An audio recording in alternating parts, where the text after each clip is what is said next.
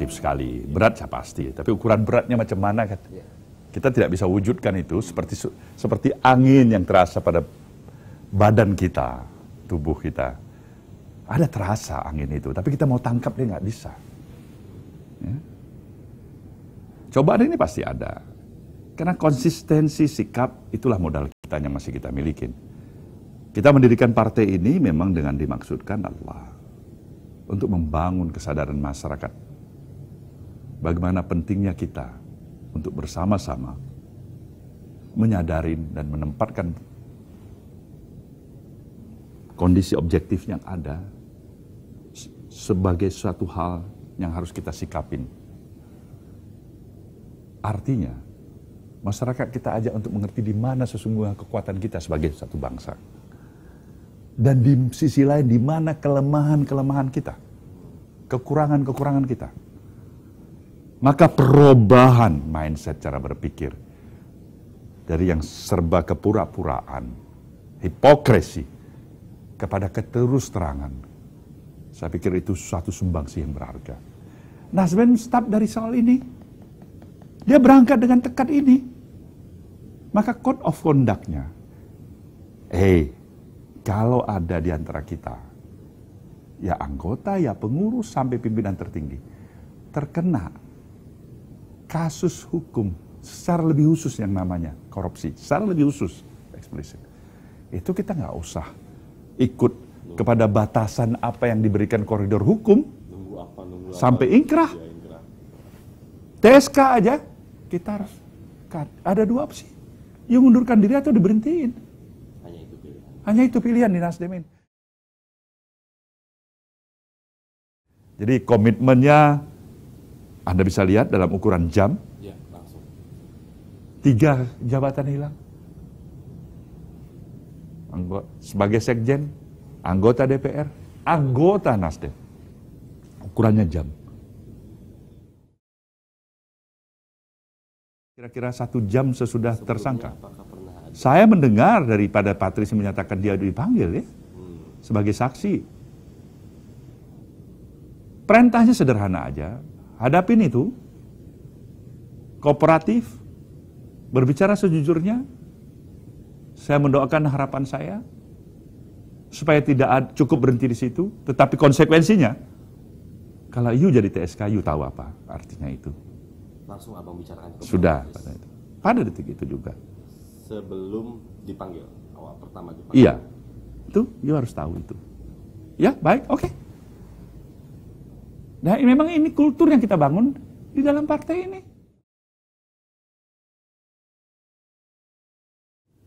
Ini bagian dari konsekuensi, ada magnitude di partai ini. Ada daya tarik. Kalau Nasdem tidak memiliki daya tarik, dalam usianya yang relatif dini, muda, siapa yang ngacuhkan dia? Ada apa? Siapa perhatiin dia? Partai Sontoloyo ini kan? Tidak punya daya tarik, tidak ada daya tawar. Untuk apa diperbincangkan? Tapi ini partai punya magnitude pasti. Banyak yang terganggu dengan peran dan eksistensi partai ini. Bagi kepentingan-kepentingan siapapun itu. Yang merasa terganggu tentunya.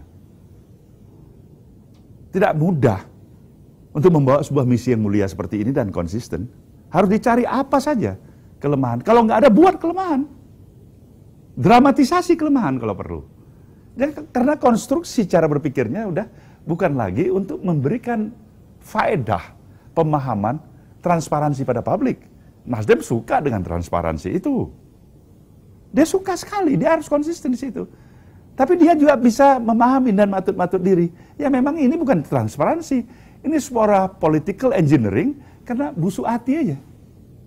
Dengki, sirik, khianat. Ada kecemburuan di sana. Yuk mengkait-kaitkan kenapa mesti Jaksa Agung, kenapa nggak sekalian yang lebih tinggi kepada Presiden, ada konspirasi. Mengatur misalnya pertemuan katanya seorang gubernur, wakil gubernur, ya kan, yang minta datang menghadap, dan coba tanya pada mereka yang sudah jadi, baik itu yang sudah tersangka ataupun yang belum. Isinya apa? Isinya keluhan daripada satu sama lain yang memang tidak cocok di antara mereka. Yang satu dari PKS, Saudara Gatot, kan nggak banyak orang tahu. Yang satu dari Nasdem, Saudara Eri. Nah, kepentingan saya apa? Mau menerima apa dari Gatot sebenarnya konspirasi itu? Gatot bisa kasih apa atau Eri? Ya, kalau mau bicara transparansi. Material, katakan. Saya pikir berat itu. Kemudian politik.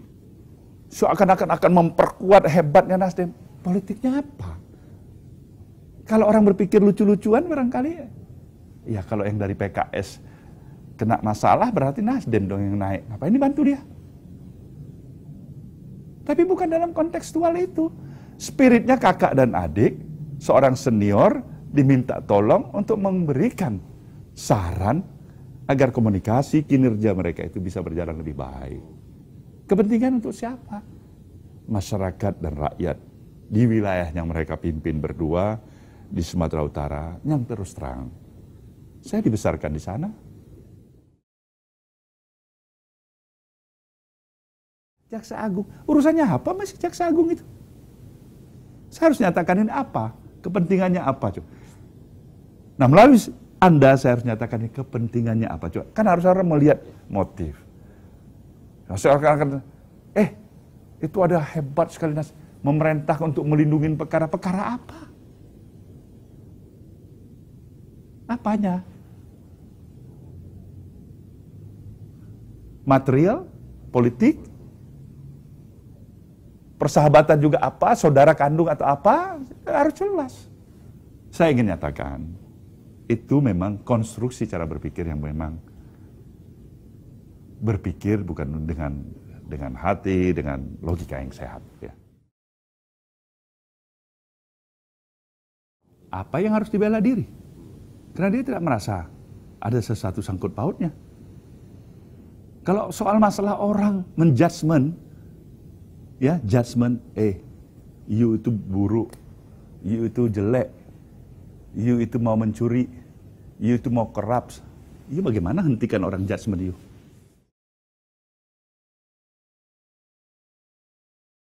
Pimpinan DPR ya, coba tanya aja, jangan latar belakang pimpinan DPR ini barangkali lagi capek dia. Lagi sakit kali dia ngomong. Ya kan? Coba dia lakukan perenungan kembali. Mungkin dia akan menarik ulang satu ucapan atau statement dia seperti ini. Kalau dia merenung sesaat, bisa. Mungkin lebih sehat. Tidak pernah. Telepon, lisan, tulisan, nggak ada. Semenjak beliau menjadi Jaksa Agung? Nggak ada urusannya apa, urusannya Gatot. Dia pekerja yang baik, tokoh muda yang bagus, patris yang saya kenal. Ya tidak pernah terlibat tindakan hal-hal yang istilahnya jadi catatan jelek pada masa lalunya. Abang merasa kaget tersangka? Ya pasti juga, masa saya nggak kaget. Dan saya yakin ini perkaranya pasti, kalaupun hal yang ada, insya Allah barangkali perkara yang seperti, kalau kuat materialnya jangan-jangan tuduhannya kecil kali ini. Seakan-akan udah hancur nih publik, udah kecil-kecil sekali ini. Tetapi itulah konsekuensinya, sekecil apapun kalau itu dianggap salah. Nasdem sambil tindakan. Nanti lihat dalam fakta persidangan, saya yakin sekali kecil sekali. Kita telah menempatkan Ibu Nining Indra Saleh, mantan Sekretaris Jenderal DPR RI ya. Dia sebagai berarti dia wakil sekjen sekarang, saya sampai LT sekjen. Ibu Nining yang berhenti dari karirnya PNS-nya dan bergabung dengan Nasdem. Itu saya amat hargain, tokoh wanita itu. Itu konsekuensi sebagai public figures. Apakah orang akan nyebut-nyebut nama saya kalau saya bukan sebagai public figures? Itu pertama yang harus kita pahamin. Dan saya pahamin sekali. Setelah, kemudian tanyalah pada diri kita sendiri. Mereka sebut-sebut kita ini, sebetulnya kita ini perlu disebut apa tidak? Kita jawab, ya perlu aja mereka sebut karena mereka memang butuh sebuah newspack, sebuah hal yang bersikap sensasional. Ya kan? Terus kita tanya lagi pada diri kita sendiri, sebenarnya kita salah nggak? Ada nggak salah? Langsung atau tidak langsung? Kalau urusannya perkara, apa yang harus menjadi masalah? Tidak masalah bagi Abang. Kenapa harus jadi masalah?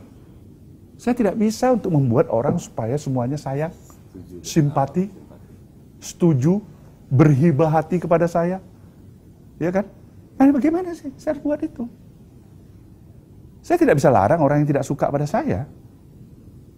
Nggak suka aja dia. Saya nggak suka nih sama seorang Surya. Suka tanpa masalah. Iya kan? Konstruksinya memang gua nggak suka. Terus bagaimana kita mau bikin suka? Emang kita harus nangis-nangis? Berhibah-hibah. Tolonglah suka pada saya karena saya tidak bersalah.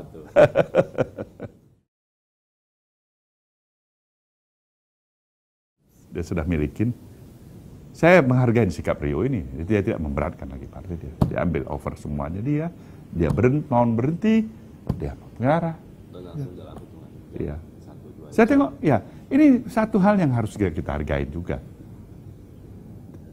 Tidak bertele-tele. Tidak bertele-tele. Tapi kalau ini juga tidak dilihat sebagai faktor positifnya, ya sayang menurut saya ya. Seperti saya katakan tadi, bagaimana ketika sebuah kemajuan teknologi dan kebebasan pers yang kita miliki, tapi kita tidak sedikit pun terikat kepada suatu komitmen, ya, katakanlah rasa tanggung jawab profesional kita. Saya pikir amat disayangkan kebebasan pers yang kita miliki. Sekecil apapun saya ikut memperjuangkan kebebasan pers di negeri ini. Karena saya merasakan seperti ini, saya pikir ya itulah dia buah kebebasan pers yang saya perjuangkan. Ya kan? Ya, cuman saya bila menyatakan ya, proses perjalanan ini kan tidak terhenti hari ini.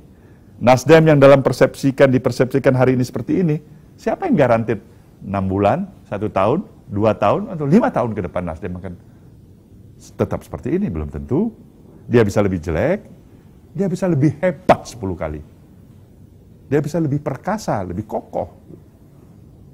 Itulah hidup. Itulah yang harus kita pahami. Berjalanlah terus sepanjang kita meyakini sesuatu apa yang kita yakinin dan perlu kita perjuangkan.